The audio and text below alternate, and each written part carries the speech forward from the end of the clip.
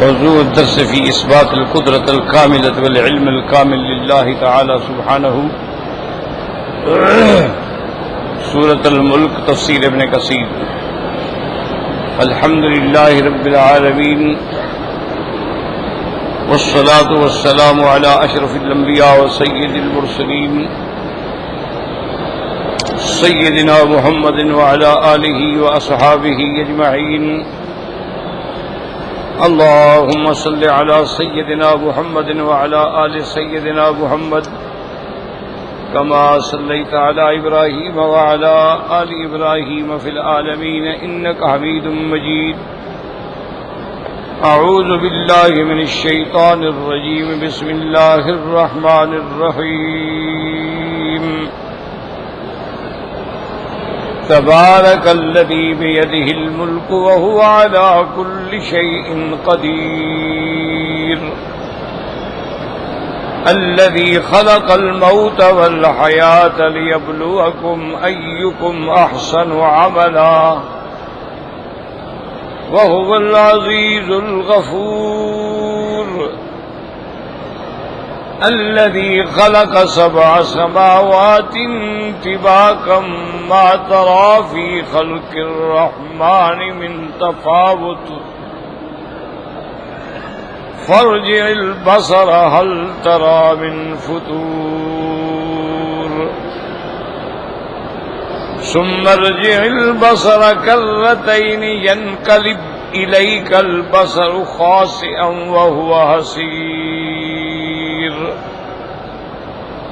وَلَقَدْ زَيَّنَّا السَّمَاءَ الدُّنْيَا بِمَصَابِيحَ وَجَعَلْنَاهَا رُجُومًا لِلشَّيَاطِينِ وَأَعْتَدْنَا لَهُمْ عَذَابَ السَّعِيرِ. قال المؤلف والمفسر رحمه الله تعالى أدام النفع بعلومه وعلومكم في الدارين آمين إلى أن قال الذي خلق 7 سماوات طباقا أي طبقة بعد طبقة وهل هن متواصلات بمعنى أنهن علويات بعضهن على بعض أو متفاصلات بينهن خلاء فيه قولان أصحهما الثاني كما دل على ذلك حديث الإسراء وغيره. اب مفسر رحمت اللہ علیہ اس آیت مبارک کی تفسیر فرماتے ہیں کہ الذی خلق 7 سماوات طباقا، کہ وہ ذات جس نے بنایا آسمانوں کو طباقاً مانا ایک دوسرے کے اوپر طبقاً طبقاً طبقاً. تو پہلی بات تو یہ سمجھیں کہ دنیا کے اندر کچھ لوگ ایسے بھی پیدا ہوئے ہیں جو بالکل سماوات کا، آسمانوں کے وجود کے ہی منکر ہیں. وہ کہتے ہیں کوئی آسمان نہیں.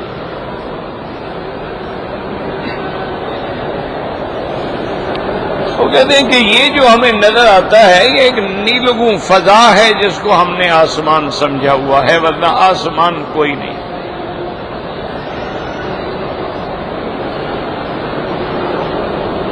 لیکن یاد رکھیں کہ جو صحیح بات ہے، جس پر سابقہ کتب بھی گواہ ہے، یعنی تورات ہے، انجیل ہے، زبور ہے، صحائف ہیں، اللہ کا قرآن ہے، ان سب میں یہ بات واضح بالکل کھلی ہوئی ہے کہ آسمان ہیں.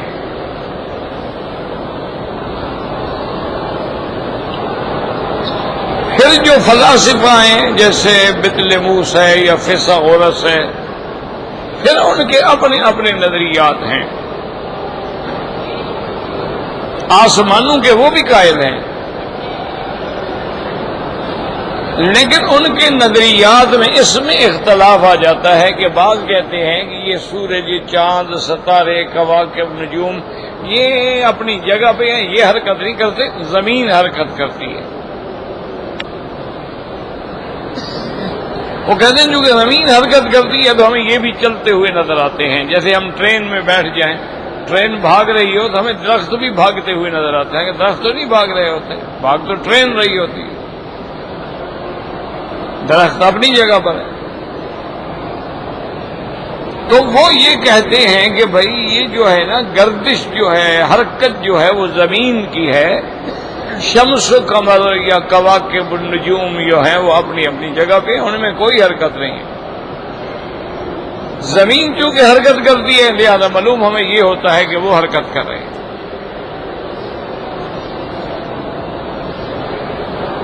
اور جب زمین کا حصہ چاند کے سامنے آ جاتا ہے چاند بے نور ہو جاتا ہے, اور جب وہ سورج کے سامنے سے گزرتا ہے تو سورج بے نور ہو جاتا ہے. اسی طرح رات دن ہے, وہ کہتے ہیں یہ ساری زمین کی حرکت ہے, شمس و قمر کی حرکت نہیں ہے. اچھا, اسی طرح ان کا ایک دوسرا گروہ ہے, وہ کہتے ہیں کہ ٹھیک ہے زمین بھی حرکت کرتی ہے اور یہ شمس و قمر اور کواکب و نجوم جو ہیں یہ بھی حرکت کرتے ہیں. وہ کہتے ہیں زمین بھی حرکت کر رہی ہے اور یہ بھی حرکت کر رہے ہیں. ہاں جو ثوابت ہیں وہ کہتے ہیں کہ بعض سیارات جو ہیں ان کو کہا جاتا ہے ثوابت, یعنی وہ اپنی جگہ پہ ثابت ہے, وہ حرکت نہیں کرتے. تو یہ دو نظریے ہیں فلسفہ والوں کے, فلکیات والوں کے. لیکن اللہ کا قرآن ان الجھنوں میں مخلوق خدا اپنی مخلوق کو الجھانا ہی نہیں چاہتے. قرآن کا سب سے پہلا دعویٰ تو یہ ہے کہ آسمان ہے,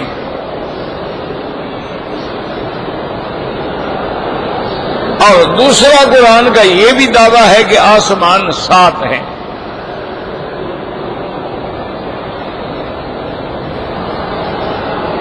ہمارا الحمدللہ اعداد پر کوئی عقیدہ نہیں ہے. جیسے بعض باطل فرقے جو ہے نا ان کا اعداد پر بھی عقیدہ ہوتا ہے کہ جی فلاں عدد جو ہے مبارک ہے اور فلاں عدد جو ہے منحوس ہے. جیسے ان کے عقیدوں میں یہ ہوتا ہے کہ 13 کا عدد منحوس ہے اور 7 کا عدد مبارک ہے, 19 کا عدد مبارک ہے. تو خیر ان کے بنائے ہوئے قصے ہیں, اسلام ان چیزوں کا تابع نہیں ہے. لیکن کوئی نہ کوئی اللہ نے حکمتیں ضرور رکھی ہیں.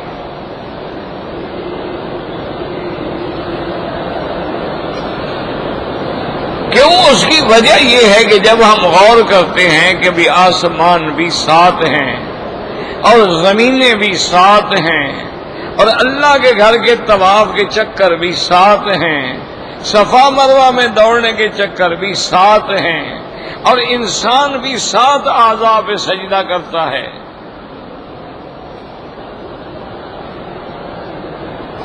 یسجد علی 7 اعضاء, انسان جب سجدہ کرتا ہے تو 7 اعضاء ہے, یعنی 2 گھٹنے ہو گئے, 2 پاؤں ہو گئے, 2 ہاتھ ہو گئے 6 اور 1 چہرہ ہو گیا 7. تو الانسان یسجد علی 7 اعضاء, 7 اعضاء پہ انسان سجدہ کرتا ہے.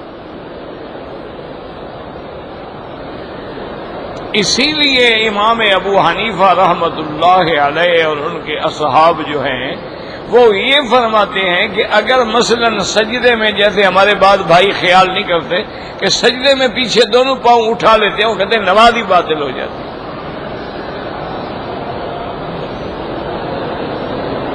جب آدمی سجدہ کرے تو پاؤں بھی زمین پہ ہونے چاہیے, نہ کہ پیچھے سے پاؤں اٹھ جائیں. اگر پاؤں اٹھ گئے تو مقصد یہ ہے کہ 2 چیزوں نے تو سجدہ ہی نہیں کیا, سجدہ نہ ہوا, نماز نہ ہوئی. کیونکہ 7 اعضاء پہ سجدہ کرنا ضروری ہے, اور یہاں ہم لوگ خیال ہی نہیں کرتے ان باتوں کا. سجدہ کر رہے ہیں, پاؤں اٹھائے ہوئے ہیں, پرواہ ہی نہیں.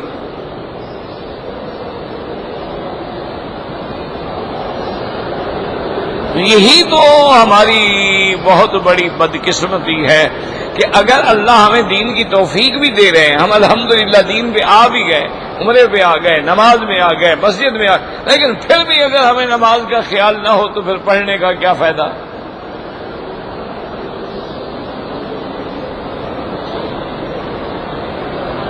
اب کتنے بھائی ہمارے عمرے پہ آتے ہیں، او جی ہم عمرے پہ آئے، احرام کی چادریں سامان میں چلی گئیں، ہم نے پھر احرام جو ہے یہاں جدے سے باندھا، کوئی کہتا ہے مسجد عائشہ سے باندھا، کوئی کہتا ہے جی ہوٹل میں آ گئے، پھر ہم مسجد عائشہ سے باندھ گئے، یعنی عمرے پر آئے، عمرہ نہیں جانتا۔ تو یہ کتنی بدقسمتی کی بات ہے۔ یہ مانا یہ ہے کہ ہم روٹین پوری کر رہے ہیں، ہمیں عمرے کا یا کسی قسم کا احساس کوئی نہیں ہے، بس ایک دکھلاوا ہے، لوگ سمجھے ماشاءاللہ جی ہر سال عمرے پہ جاتا ہے، یہ پتہ نہیں کہ اس کو ابھی تک طواف کرنا بھی نہیں آتا ہے، یہ بھی پتہ نہیں کہ طواف کہاں سے شروع کر رہا ہے اور کہاں ختم کر رہا ہے۔ یعنی حجر اسود سے اگر آپ آدھا فٹ بھی آگے چلے جائیں طواف نہیں ہوگا، اگر حجر اسود سے آپ نے 1 میٹر پہلے نیت کر لی، اشارہ کر لیا، تب بھی طواف نہیں ہوگا۔ اس کے لیے تو ضروری ہے کہ آپ ایسے کھڑے ہوں کہ آپ کا کندھا جو ہے حجر اسود کے کنارے کے برابر ہو، پھر آگے جا کے پھر بسم اللہ اللہ اکبر وللہ الحمد کہیں، ضرورت ہی نہیں ہے، ورنہ اگر سیکھنا چاہیں کیا مشکل ہے؟ حجر اسود کے بعد جا کے کوئی آدمی، کوئی پڑھا لکھا بندہ، کوئی حرکت کیسے نیت ہوتی ہے، ذرا مجھے دکھا دو، سمجھا دو، 1 منٹ کی بات ہے، کوئی مشکل تو نہیں ہے نا، کوئی کام مشکل تو نہیں ہے نا۔ اچھا بعد کھڑے ہوں گے تو اللہ اکبر اور اللہ اکبر اور اللہ اکبر، یہ کون سی شریعت ہے بھائی؟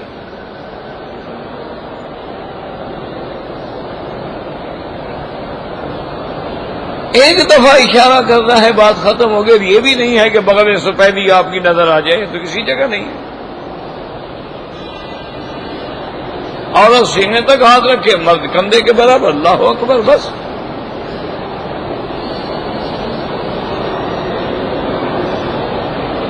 تو بدقسمتی یہ ہے کہ ہمیں نماز کا بھی پورا احساس نہیں ہے۔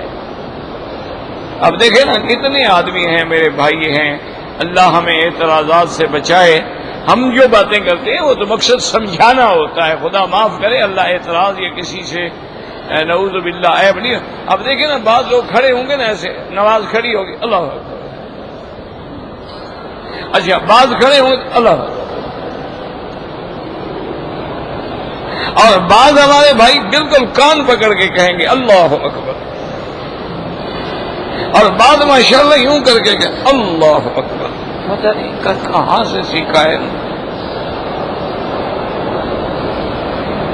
یعنی ابھی تک مسلمان کو 1400 سال گزر گئے، یہ نہیں پتا کہ میں نے ہاتھ کیسے اٹھانے۔ ایک چھوٹی سی کتاب نماز کی لے لو، 8-10 دفعہ پڑھ لو، بس حفظ ہو جائے گی نماز۔ مشکل کیا ہے؟ ہر مسلک میں، تو حنفی ہو، شافعی ہو، حنبلی ہو، مالکی ہو، کوئی بھی ہو، ہمیں تو کسی سے اعتراض نہیں، کسی سے چڑ نہیں۔ یہ تو 4 دروازے ہیں، لیکن تو سب اللہ کے گھر میں رہے ہیں نا۔ کوئی باب ملک عبدالعزیز سے داخل ہو یا باب ملک فہد سے داخل ہو یا باب العمرہ سے داخل ہو، داخل تو کعبے میں ہو رہا ہے نا۔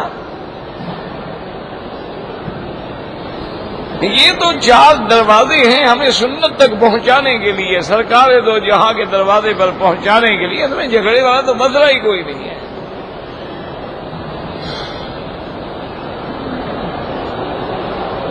تو اگر آدمی چھوٹی سی ایک نماز کی کتاب لے لے، اچھا مترجم کتابیں بھی ملتی ہیں تاکہ جو نماز میں عربی لفظ ہیں تمہیں اس کا ترجمہ بھی آ جائے،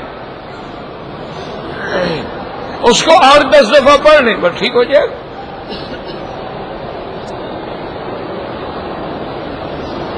کہ بھئی ہم نے جب ہاتھ اٹھانے ہیں تو حضور کی حدیث مبارک میں یہ اس کے برابر بھی ہے اور اس کے برابر بھی ہے اور اس کے برابر بھی ہے،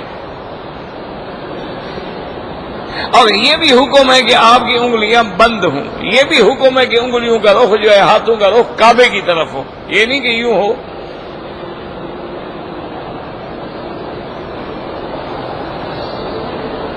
اور یہ بھی حکم ہے کہ جب ہاتھ رکھو تو دائیں ہاتھ کی جو یہ ہتھیلی ہے یہ بائیں ہاتھ کے اس گٹے کے اوپر ہو۔ اب سینے پر ہاتھ باندھنے کی بھی حدیث موجود ہے اور ناف پر بھی باندھنے کی موجود ہے اور ناف سے نیچے باندھنے کی حدیث بھی موجود ہے. اس میں کوئی جھگڑا نہیں, وہ تو اعلیٰ اولا کی بات ہے نا, کسی نے کہیں باندھ لیا ٹھیک ہے, لیکن اگر آدمی اس کے علاوہ خود یوں باندھے تو یہ تو کسی حدیث میں نہیں ہے, یہ کسی حدیث میں نہیں. اس جگہ کو پکڑو.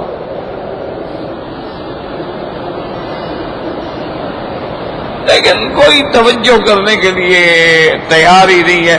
آپ دیکھ لیں کوئی سنت نفل پڑھو نا, آپ دیکھیں لازم جب سجدے میں جائے گا پاؤں پچھلے اس کے اٹھ جائیں گے, اٹھ گئے نماز ختم ہو گئی, السلام علیکم. اس کو عادت ہے, پرواہ ہی نہیں کرتا ہو. اگر چھوڑو جی یہ مولویوں نے نہیں کہا, حضور نے فرمایا کہ یسجد علی سبعۃ اعضاء, بندہ جب سجدہ کرتا ہے تو 7 اعضاء پہ سجدہ کرتا ہے. اگر ایک آدمی مثلا ناک لگائے پیشانی نہ لگائے تب بھی نماز نہیں ہوگی, پیشانی لگائے اور ناک نیچے نہ لگائے تب بھی نماز نہیں ہوگی. اور یہ بھی حکم ہے کہ جب سجدہ کرو تو دونوں ہاتھوں کی ہتھیلیوں کا رخ بھی کعبے کی طرف, یہ نہیں کہ یوں سجدہ کر رہے ہیں. یہ بھی حضور نے فرمایا کہ اگر رکوع میں کھڑے ہو تو انگلیاں کھلی ہوں, رکوع گھٹنوں کو پکڑا ہوا ہو تم نے. اور یہ بھی حدیث مبارک ہے جب تشہد میں بیٹھو تو جو ہاتھ لٹکا لیتے ہیں یہ منع ہے, ہاتھ اوپر ہو, لٹکا ہوا نہ ہو.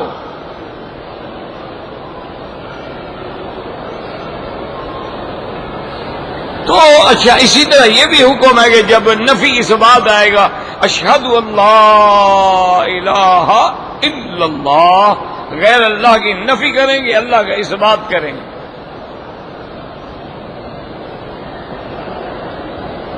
اسی طرح یہ بھی حکم ہے کہ جب امام سلام پھیرے تم اس کے بعد پھیرو, یہ نہیں کہ امام کہ السلام علیکم ورحمۃ اللہ اور آپ حجر اسود پہ بھی پہنچ جاؤ, نماز ختم.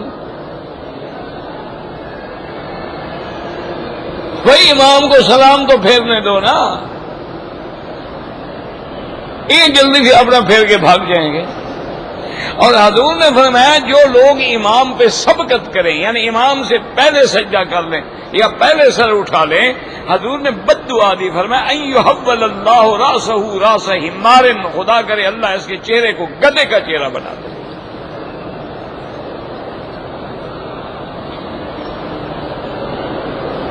یہ امام سے جلدی کرا. جیسے اب نماز میں آپ کھڑے ہوتے ہیں, اچھا ابھی وہ سپیکر کی آواز آ رہی ہوتی ہے, ابھی تکبیر, اور یہ اللہ اکبر پہلے کر لے, نماز نہیں ہوگی. اذا کبر فکبروا, امام کی تکبیر کے بعد تکبیر کہنی ہے.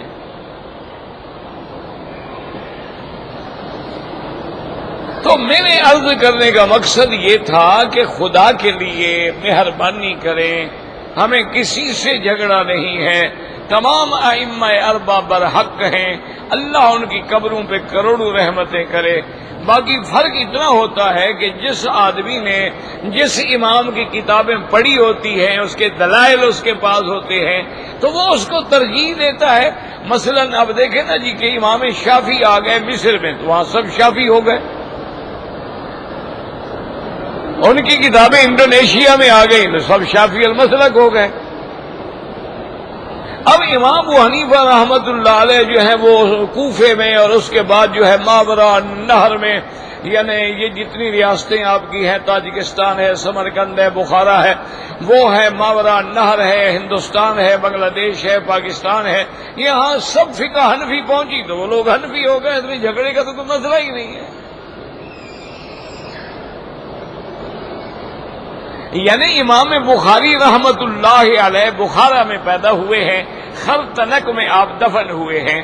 تو امام بخاری کا جو اپنا شہر ہے نا, اپنا علاقہ ہے, وہ وہاں سب حنفی ہیں. آپ یہاں دیکھیں بخاری, اور سخت حنفی, حنفی بھی شدید قسم کے حنفی, جیسے ترکی ہے, ترکی یہ سخت حنفی ہے, کوئی ان میں لچک وچک نہیں. اسی طرح بخاری حضرات ہیں وہ حنفی اور پکے اور ٹھیٹ حنفی, دوسری بات سننے کے لیے بھی تیار نہیں. حالانکہ امام بخاری وہاں پیدا ہوئے لیکن ان کی فقہ نہیں چلی وہاں، کیونکہ امام بخاری محدث تھے، فقیہ، ان کا فقہ سے واسطہ نہیں تھا، وہ تو محدث تھے، وہ تو امام فی الحدیث تھے۔ اسی لیے امام ترمذی ان کے شاگرد ہیں، فقہی مسئلہ کوئی آئے ایک مسئلہ بھی انہوں نے امام بخاری سے نہیں لیا، ساری ترمذی کھول کے پڑھ لیں۔ قال محمد یعنی محمد بن اسماعیل البخاری راوی پر پوچھے گا کہ یہ راوی ضعیف ہے، یہ راوی درست ہے، یہ حافظ ہے، یہ ثقہ ہے، یہ سند ٹھیک ہے، یہ سند ٹھیک نہیں ہے، یہ بات تو امام صاحب سے پوچھے گا اپنے استاد سے، لیکن فقہی مسئلہ نہیں پوچھے گا۔ اس کو پتہ تھا میرا استاد فقیہ نہیں ہے، محدث ہے۔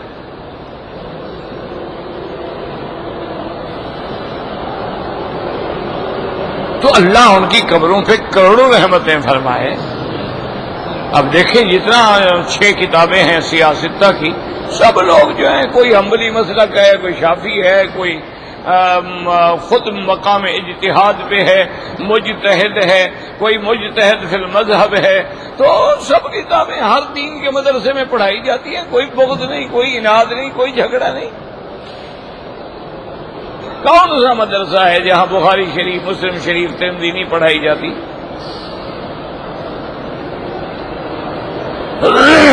تو اس لیے میری درخواست ہے کہ مہربانی کر کے نماز کی کتابیں مل جاتی ہیں، اور چھوٹی چھوٹی کتابیں ہیں، اتنا بڑا مسئلہ بھی نہیں ہوگا انشاءاللہ۔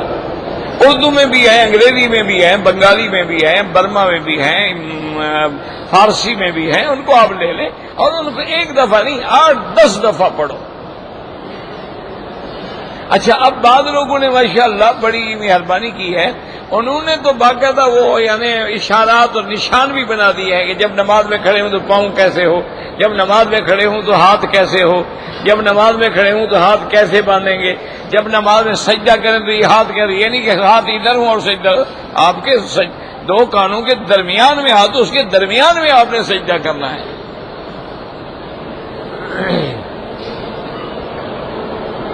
تو اس کا فائدہ یہ ہوگا کہ نماز صحیح ہو گئی تو بس سبحان اللہ۔ عمرہ تو نفلی عبادت ہے نا، پہلے فرض نماز تو اپنی صحیح کرو۔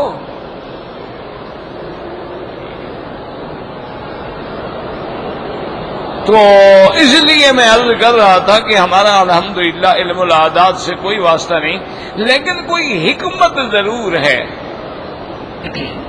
کہ اللہ نے آسمان 7 بنائے ہیں، زمینیں بھی 7 بنائی ہیں، طواف کے بھی 7 چکر ہیں، صفا مروہ میں بھی 7 عدد ہیں، اور سجدے میں بھی 7 اعضاء ہیں، اور اللہ کی شان دیکھیں کہ جہنم کے بھی 7 دروازے ہیں۔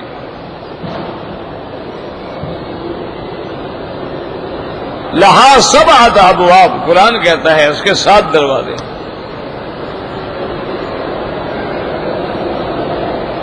تو بہرحال اس میں حکمت ہے اللہ کی کہ جب آدمی ان 7 احکام پہ عمل کرتا ہے، اللہ اس کے لیے جہنم کے 7 دروازے بند کر دیتے ہیں، یعنی وہ جہنم سے بچ جاتا۔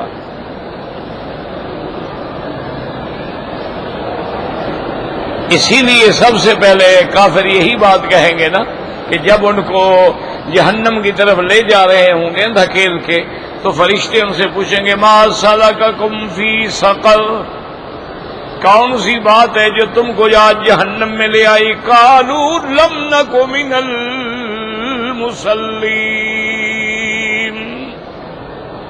وہ کہیں گے بھئی ہم وہ سجدے کرنے والوں میں نہیں تھے، نماز پڑھنے والوں میں نہیں تھے۔ اس کا جب وہ نماز پڑھتے تو یہ دروازے بند ہوتے، وہ ہم نے نہیں پڑھی تو پھر جہنم ہی ٹھکانہ ہے، اور کہاں ملے گا؟ تو پہلی بات وہ یہی کہیں گے قالوا لم نک من المصلین ولم نک نطعم المسکین، اور ہم مسکینوں کو کھانا بھی نہیں کھلاتے تھے. اب یاد رکھو کہ ادھر نماز ادھر کھانا، اس کا کیا تعلق ہے آپس میں؟ لم نک من المصلین، مانا یہ ہے ہم اللہ کا بھی حق ادا نہیں کرتے تھے. وَلَمْ نَكُ نُطْعِمُ الْمِسْكِينَ، اور ہم بندوں کا حق بھی ادا نہیں کرتے تھے. نہ ہم نے حقوق اللہ کا خیال کیا، نہ ہم نے حقوق العباد کا خیال کیا. کیا کیا؟ كُنَّا نَخُوضُ مَعَ الْخَائِضِينَ، اور جو لوگ جیسے بیٹھ کے باتیں کرتے ہم بھی ان میں مل جاتے، ہم بھی ان میں شامل ہو جاتے تھے. وَكُنَّا نُكَذِّبُ بِيَوْمِ الدِّينِ، اور ہم اس قیامت کے دن کی تکذیب کرتے تھے، جھٹلاتے تھے. حَتَّى أَتَانَا الْيَقِينُ، موت آ گئی، گھڑی آ گئی موت کی. اللہ کی شان دیکھیں گے جناب تو اس میں اللہ کی حکمتیں ہیں. تو قرآن ہمیں کیا کہتا ہے، اسلام کیا کہتا ہے کہ آسمان ہیں اور ساتھ ہیں. یاد رکھو.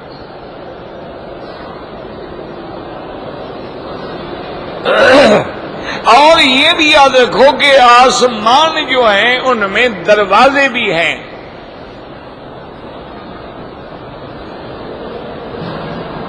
دروازے کھلتے بھی ہیں، بند بھی ہوتے ہیں.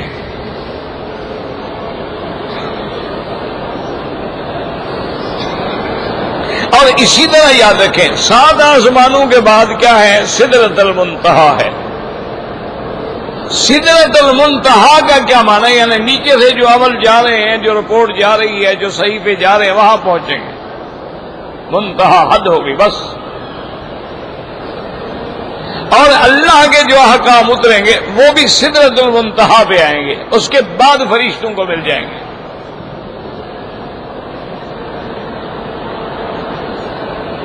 وہی اللہ کی جنت بھی ہے. اندہا جنت المأویٰ. اور یہ بھی یاد رکھیں کہ ان 7 آسمانوں کے بعد پھر کرسی ہے. اور وہ کرسی جو ہے وہ کتنا بڑی ہے؟ وسع کرسیہ السماوات والارض. یہاں جنس السماوات ہے، جنس الارض ہے، یعنی 7 زمینیں 7 آسمان اگر بچھا دو کرسی ان سب سے بڑی ہے.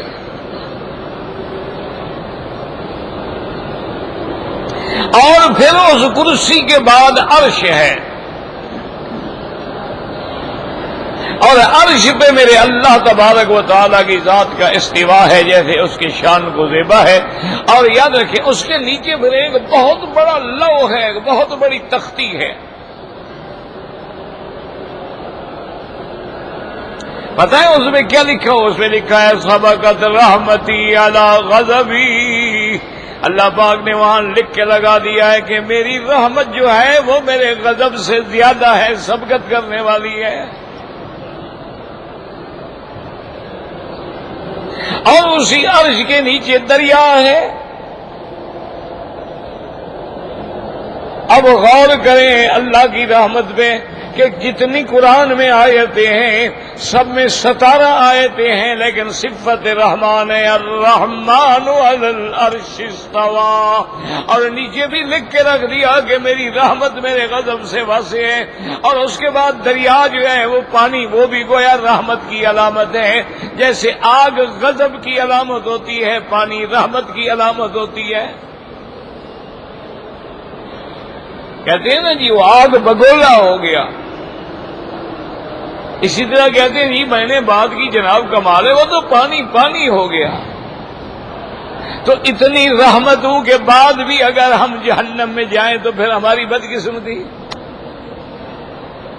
وہ تو رحمت ہی رحمت ہے، وہ تو چھوڑنا چاہتے ہیں. وہ تو رحمت حق بہا نمی جو ید بہا نمی جو ید. اللہ کی رحمت کوئی آپ سے بدلہ نہیں مانگتی، تو کوئی چھوٹا سا بہانہ تو کرو، بخشنے کا راستہ تو بناؤ تھوڑا سا. کسی کو پانی پلا دیا بس رب راضی ہو گیا، کتے کو پانی ڈال دیا رب راضی ہو گیا، جانور کی دیکھ بھال کر لی رب راضی ہو گیا، چیونٹی کی خیال کر لیا رب راضی ہو گیا. کسی اندھے کو راستہ کراس کرا دیا رب، بس تو بہانہ تو بناؤ نا، وہ تو رحمت کا دریا بہ رہا ہے۔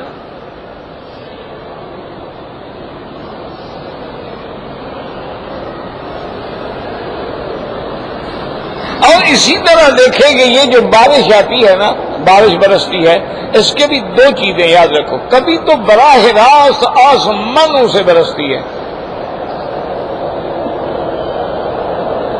اچھی طرح سمجھ لیں، یہ تو نہیں بس قرآن پڑھتے جاؤ، خلق السماوات سبع، خلق سبع سماوات طباقا ما ترى في المنظر، پتہ ہی کوئی نہ ہو کہ کیا ہے یار۔ کبھی کبھی آسمانوں سے بھی بارش، وَأَنزَلْنَا مِنَ السَّمَاءِ مَاءً مُبَارَكًا، ہم نے اتارا آسمان سے برکت والا پانی۔ اچھا کبھی کبھی جب اللہ کا جلال ہے تب آسمانوں سے بھی پانی آتا ہے۔ جب قوم نوح پہ اللہ کا غضب آیا تو فرمایا فَفَتَحْنَا أَبْوَابَ السَّمَاءِ بِمَاءٍ مُنْهَمِرٍ وَفَجَّرْنَا الْأَرْضَ عُيُونًا فَالْتَقَى الْمَاءُ عَلَىٰ أَمْرٍ قَدْ قُدِرَ۔ اللہ فرماتی ہم نے آسمانوں کے دروازے بھی کھولے اور زمین کو بھی حکم دیا کہ پانی نکالو۔ جب آسمانوں اور زمینوں کا پانی مل کے ایک ہو گیا تو اب قوم نوح کے ڈوبنے کا وقت آ گیا۔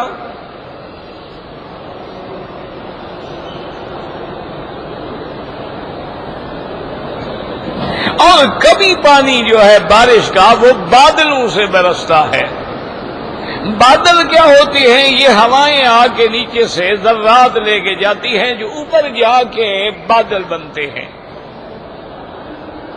اس لیے قرآن فرماتا ہے انتم انزلتموہ من المزن ام نحن المنزلون، ان بادلوں سے پانی تم اتارتے ہو کہ ہم اتارتے ہیں؟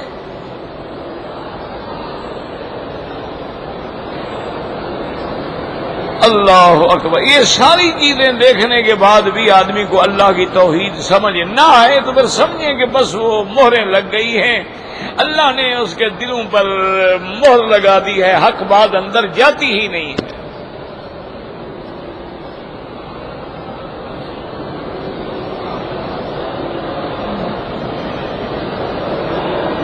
تو اب وہ بادل جو ہیں ان سے بھی پانی برستا ہے۔ تو یاد رکھیں ایک مسئلہ کیا ہوا، ایک تو 7 آسمان ہیں، دوسرے آسمانوں میں دروازے، ففتحنا، اللہ فرماتے ہم نے دروازہ کھولے۔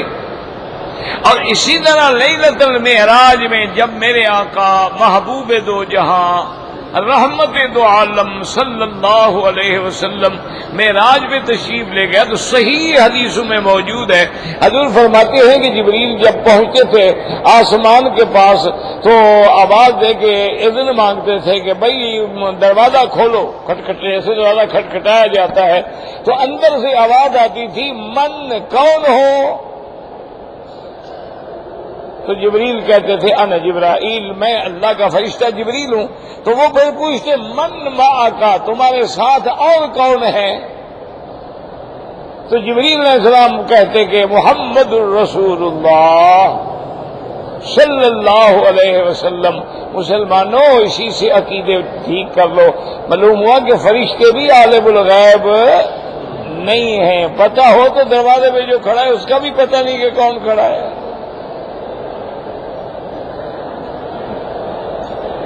ہمارے تو ماشاءاللہ کہتے ہیں نا جی یہ انبیاء تو انبیاء کہتے ہیں پیر ہی عالم الغیب ہوتے ہیں، وہ کہتے ہیں ہمارے پیر جو ہے نا یہ بھی ماشاءاللہ، بس وہ اتنی فرق ہے، اللہ کا علم ذاتی ہے، ان کا عطائی ہے، اللہ نے سب کچھ ان کو دے دیا ہے۔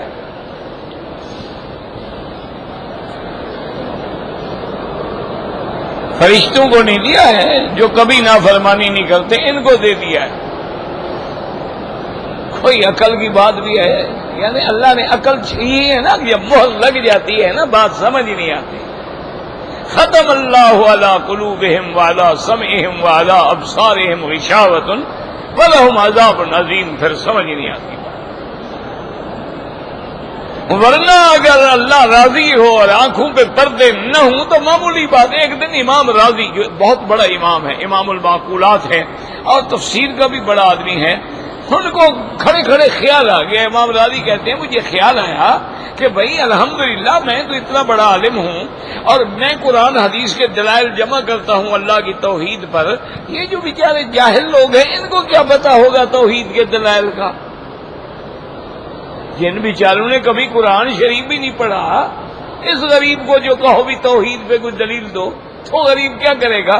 کہتے خیال آ گیا. میں سڑک پہ کھڑا تھا، ایک آدمی آ رہا تھا، اس کے کندھے پہ بہار پڑی تھی، پیچھے اس کے اونٹ آ رہا تھا اور وہ جناب گنگنا رہا ہے اس کے آگے اور اونٹ چلا رہا ہے. میرے قریب آیا، میں نے اشارہ کیا، وہ رک گیا، نے کہا السلام علیکم. اسے کہا وعلیکم السلام. مجھے تسلی ہو گئی بھی ہے تو مسلمان نہ ہوتا تو وعلیکم السلام کیسے کرتا. میں نے کہا ماشاءاللہ تم مسلمان ہو، اللہ کو مانتے ہو؟ یہ کوئی بات ہے یار، میں جب مسلمان ہوں تو اللہ کو مانتا ہوں نا. میں نے کہا میرا بھائی بات سنو، ایک بات بتاؤ کہ اللہ جو ہے موجود ہے؟ اس نے کہا جی بالکل اللہ موجود ہے، ہمارا ایمان ہے. میں نے کہا تمہارے پاس بھی دلیل ہے کہ خدا کہاں ہے؟ خدا کے وجود پہ کوئی دلیل ہے کہ خدا تم کہتے ہو خدا ہے تو کہاں ہے؟ کیا دلیل ہے؟ وہ کہتے ہوئے مجھے بڑے غور سے دیکھا، اس کی آنکھیں بھی سرخ ہو گئی. میں ڈر تو گیا، میں نے کہا ہاتھ میں بھی لکڑی ہے اس کے. تو اس نے کہا مولوی صاحب یہ داڑھی سفید دھوپ میں کی ہے، معلوم ہوتا ہے تم نے. میں نے کہا وہ کیسے؟ اس نے کہا دیکھو یہ جو ہے نا، یہ اونٹ کی لید جو پڑی ہے، یہ اگر پڑی ہو البعر تو تدل علی البعیر، جب ہم اس کو دیکھتے ہیں ہم کہتے ہیں بھی اونٹ گزرا ہے، یہ اونٹ کا بھی یعنی براد ہے. اور اگر مینگنیاں ہوں تو ہم کہتے ہیں ہاں یہاں سے بکریاں گزری ہیں. اور اگر اور چیز تو اگر ایک مینگنی بکری کے وجود پہ دلالت کر رہی ہے اور ایک اونٹ کا لید جو ہے بارہ جو ہے وہ بعیر پہ دلالت کر رہا ہے، مولوی صاحب یہ سارا زمانہ آسمان زمین یہ خدا پہ دلالت نہیں کر رہا، خدا کی دلیل پوچھتے ہو؟ یہ کیا ہے؟ انہوں نے کہا اتنی چھوٹی سا پارا ہے اسے سمجھ آ جاتی ہے بھی یہ اونٹ کا ہے، اتنی چھوٹی سی مینگنی ہے سمجھ آ جاتی ہے بکرے کی ہے. یہ چھوٹی چھوٹی چیزیں اپنے وجود کے اپنے مالک کے وجود پہ دلالت کر رہی ہے، سارا نظام کائنات جو ہے وہ خدا پہ دلالت نہیں کر رہا. وہ کہتا ہے میں نے کہا بھی ماشاءاللہ ہم سمجھتے تھے کہ ان کو پتہ نہیں، لیکن واقعی یہ تو خدا کی دلیل اتنی بڑی مضبوط لے آیا ہے کہ میں مولوی بھی ایسی دلیل نہیں لے آ سکتا. وہ کہتے وہ گزرا تو ایک اور جٹ آ گیا، اس کے کندھے پہ بھی جناب چھوٹی تھی، وہ آیا. میں نے اس سے پوچھا بھی اسے کہا نہیں مسلمان، میں خدا کو مانتا ہوں. میں نے اس نے کہا اچھا یہ بتاؤ خدا کے وجود پر تمہارے پاس دلیل کیا ہے؟ لاٹھی سی دی، ابھی تمہارا سر توڑ کے بتاتا ہوں کہ کیا دلیل ہے. میں نے کہا بابا بس ٹھیک ہے تمہاری دلیل بڑی مضبوط ہے، مجھے بازی نہیں کرنی، ڈنڈے سے بڑی دلیل پھر کیا ہو سکتی ہے؟ اس نے کہا ابھی بتاتا ہوں تمہیں. دلیل مانگتا ہے والا آ گیا، خدا پر دلیل مانگنے والا آ گیا. ٹکے کا بندہ ہے، خدا پر دلیلیں مانگتا ہے.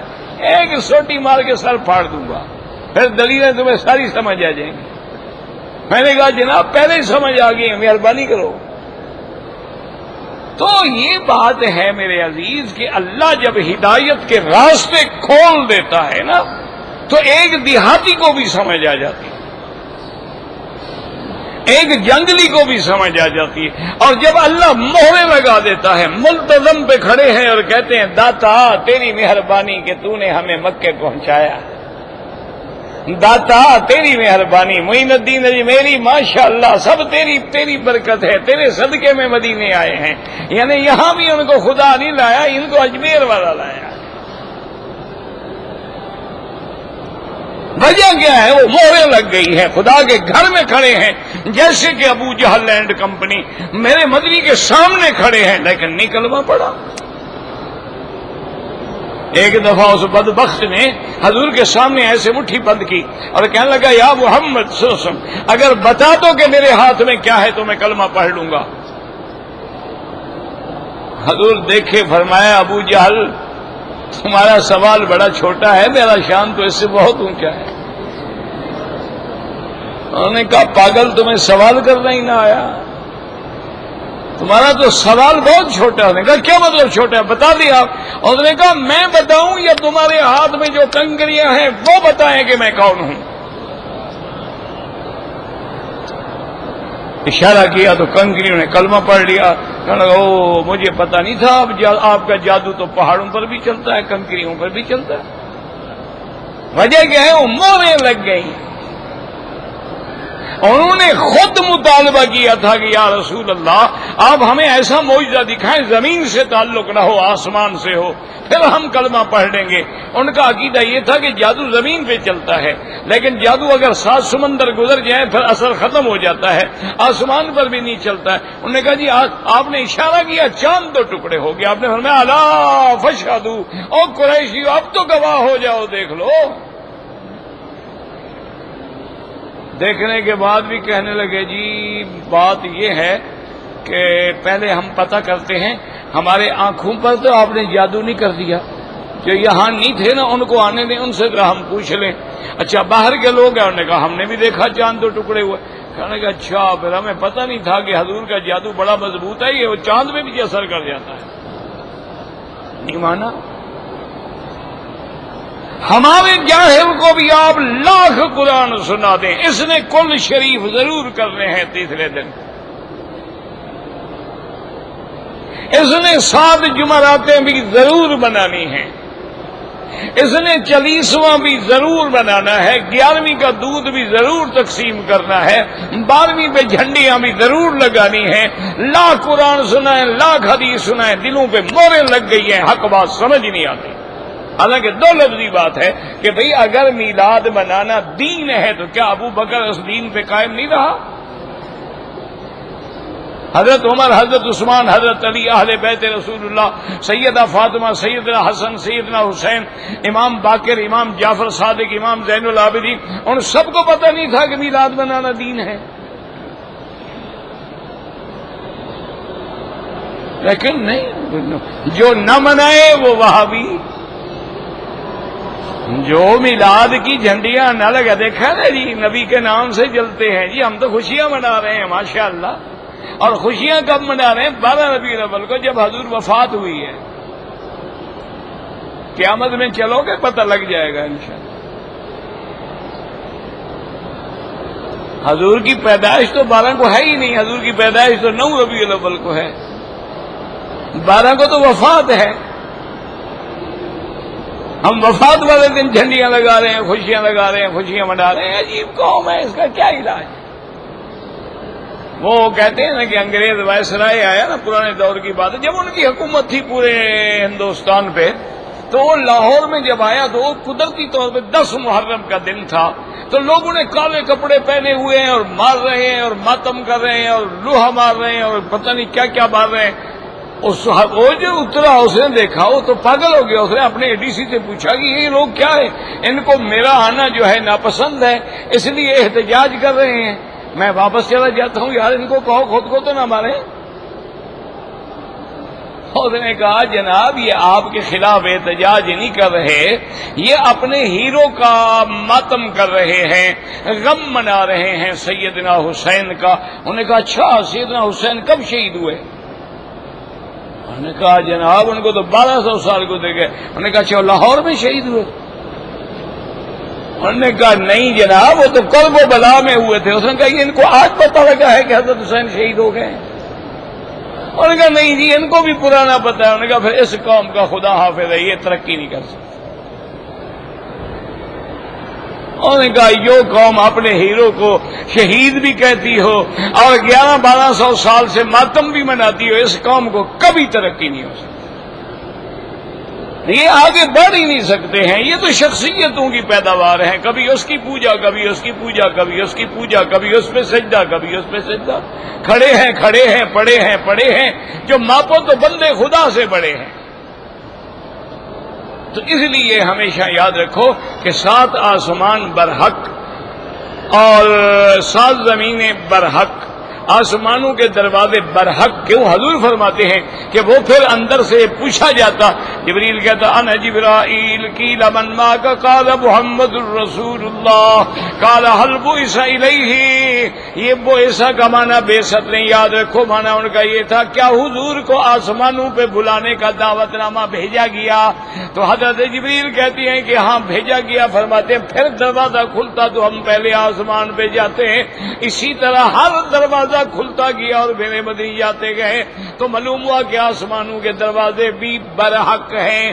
اب دو مسئلے ہیں کہ 7 آسمان ملے ہوئے ہیں یا ان کے درمیان میں فاصلہ ہے۔ قرآن کی اور حدیث کی روشنی میں 7 آسمانوں کے درمیان میں فاصلہ ہے اور ہر آسمان پہ اللہ کی مخلوق ہے۔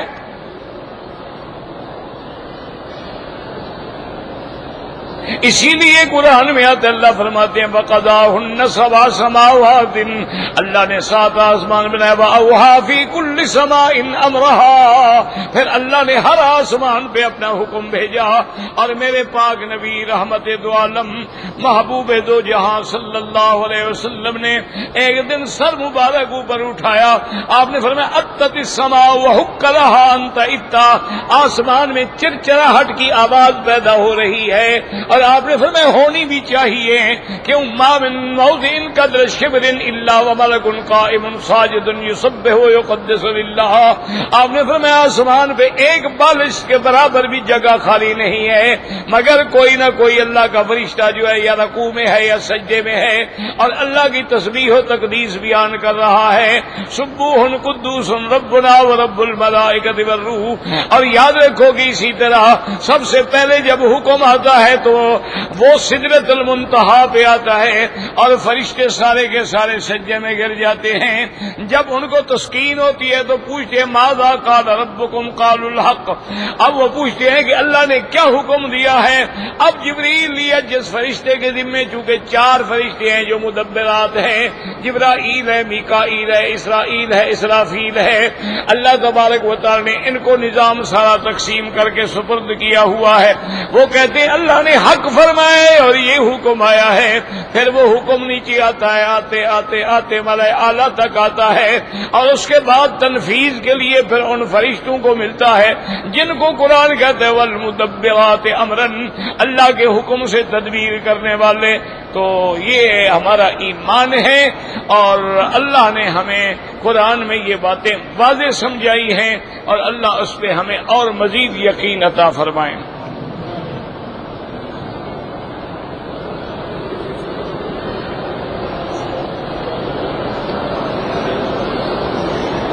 کہتے جی چھوٹے سے بچے کو، بچے کی ماں کو باپ نے خرچہ ورچہ نہیں دیا، اس نے ماں نے پالا ہے، بہرحال وہ باپ گنہگار ہے اور نہیں دے گا تو قیامت میں پکڑا جائے گا، اس کے تمام خرچے کا ذمہ دار باپ ہے۔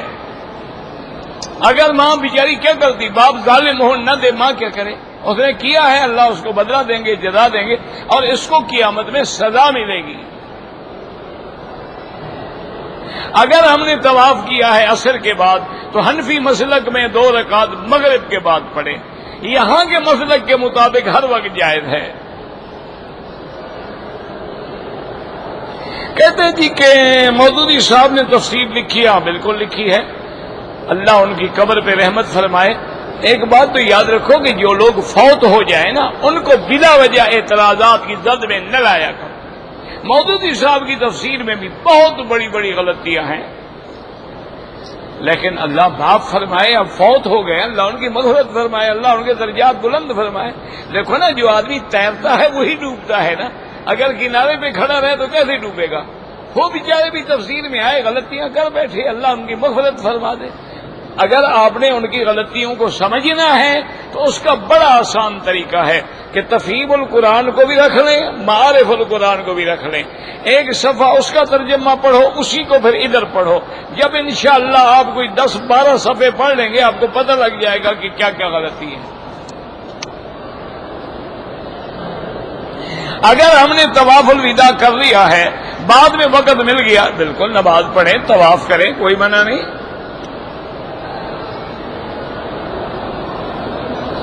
ہاں امام احمد ابن حنبل رحمۃ اللہ علیہ فرماتے ہیں کہ امام جب دونوں طرف سلام پھیر لے تو مقتدی بعد میں سلام پھیرے۔ امام صاحب فرماتے ہیں کہ جب امام ایک دفعہ بھی پورا سلام پھیر لے تو اب مقتدی سلام کر سکتے، لیکن یہ تو نہیں نا کہ اس کے ساتھ ہی گردن پھیرنی شروع کر دو، یہ تو کہیں نہیں ہے۔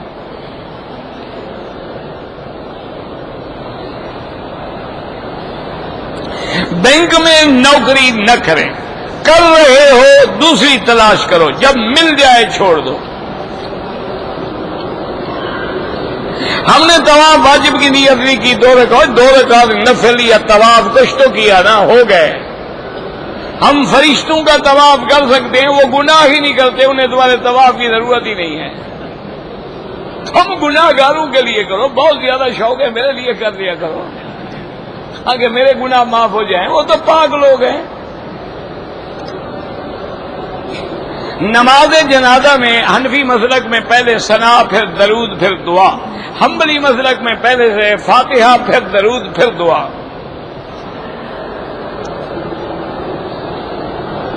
مسجد حرام کی حدود جو ہے، پورا مکہ کا شہر جو ہے وہ سارا حرم مسجد الحرام ہے۔ سڑکوں میں بھی پڑھو، کہیں پڑھو، لیکن کوشش کیا کرو یہ نہیں کہ حرم خالی پڑا رہے اور تم باہر کھڑے ہو جاتے ہو تاکہ جلدی جان چھڑائیں اور بھاگیں۔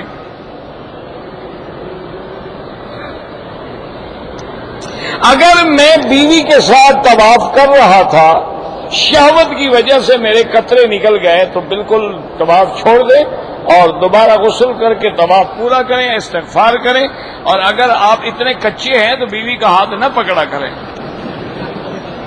آپ فارغ ہے نا بیچارہ۔ اگر گاڑی قسطوں پہ لی جائے وہ جائز ہے۔ ایک بوری کھاد نقد 1000 میں، ادھار 1200 میں، وہ بھی جائز ہے۔ دوران طواف اگر حتیم کے اندر سے گزریں گے وہ چکر شمار نہیں ہوگا۔ اگر طواف کے لیے بیٹھ گیا، دم نکال کے پھر شروع کیا، کوئی حرج نہیں۔ یہ نہیں کہ باہر نکل جاؤ، وہیں بیٹھ جاؤ ذرا کنارے پر۔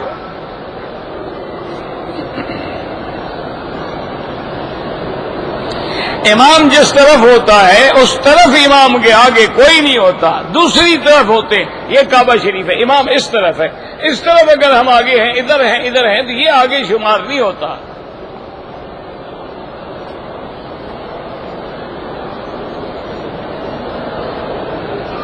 اپنی بیوی کو وطا کیا، پتہ نہیں کیا وطا کیا۔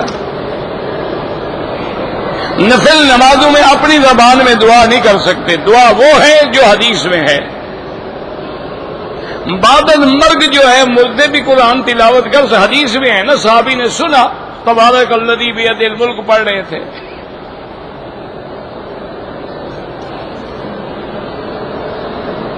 کہتے جی اسرائیل کا ذکر آئے قرآن میں، بالکل قل یتوفاکم ملک الموت الذی، ملک الموت یہی اسرائیل تو ہے۔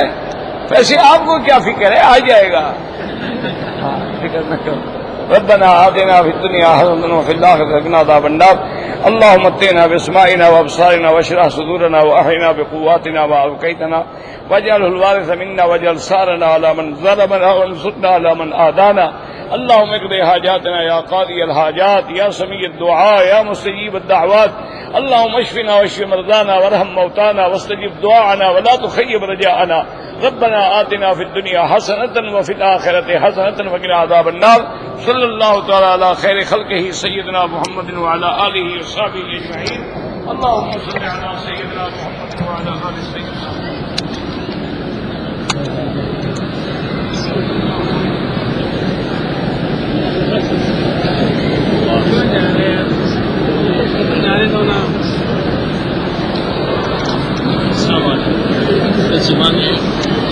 صبح کوئی سامان لایا دینے کے لیے تمبولی ٹور والا، تو ان کو ملاقات کرنے کا سفر ہے، ابھی وہ جتنا بھی رات کو 12 بجے آئیں گے۔ صبح کیسے ملے گا؟ ان کا نمبر لے لو، نمبر ہے میرے پاس، نمبر سے صبح جو ہے نا یہاں درد دیتا ہے علی مکی صاحب۔ اچھا سب صبح یہ جب طلوع شمس ہوگا نا، پھر آدھا گھنٹے کے بعد نکل جائے گا۔ اس کو 72 نمبر گیٹ سے، 72 نمبر 72 نمبر گیٹ سے نکلے گا، وہاں سے آپ ملاقات کریں گے، وہ جاتے وقت لے جائے گا۔ سر کی عشاء کے آدھا گھنٹے کے بعد کیسے پڑھ کے جاتے جاتا بچے پہ غصے سے مار دیا تو کیا دم واجب ہے؟ احرام کی حالت میں اگر بچے کو غصے سے رات میں بھی ملاقات کر سکتے ہیں، رات میں؟ ہاں آپ نمبر دیں گے، ہم لوگ آ جائیں گے، وہ بھی جتنا ہے وہ بھی یہاں آئے گی، کچھ ارجنٹ کام۔ رات میں تو رات زیادہ ہوگا تو پھر اس میں ہو جائے گا، پھر کوئی نہیں ہوگا۔ फिर रात में ना 9 बजे तक 9:30 बजे तक यहाँ रहेगा, इसके बाद चले जाएगा। आपका नंबर भी नहीं हाँ आपका नंबर फजर के बाद अरब को उड़ाता है। 555। रात कितने बजे आया यहाँ? हमने बोला मैं आपसे फोन कर लूँगा फिर पहुँचूँगा। बात सुनो, जी मैं आपको वो सफर में है और कुछ तोहफा लाए हैं, बहुत संभाल के रखे, देना है, लफड़ा है, गड़बड़ है।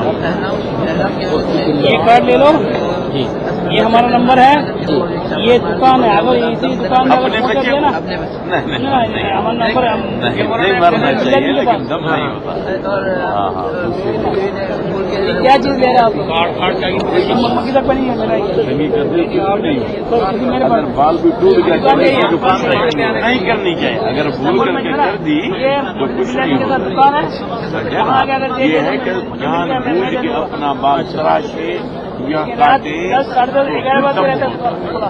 अच्छा मैं फोन ये मसला हमने अब दाढ़ी हमारी हमें आराम है, इसको ऐसे क्या उड़ेगा दो बाल सीधा तो नहीं, और ये मुर्दा बाल है। सब रिकॉर्ड होंगे, रिकॉर्ड होंगे, रिकॉर्ड होंगे, रिकॉर्ड होंगे, रिकॉर्ड होंगे, रिकॉर्ड होंगे, रिकॉर्ड होंगे, रिकॉर्ड होंगे, रिकॉर्ड होंगे, रिकॉर्ड होंगे, रिकॉर्ड होंगे, रिकॉर्ड होंगे, रिकॉर्ड होंगे।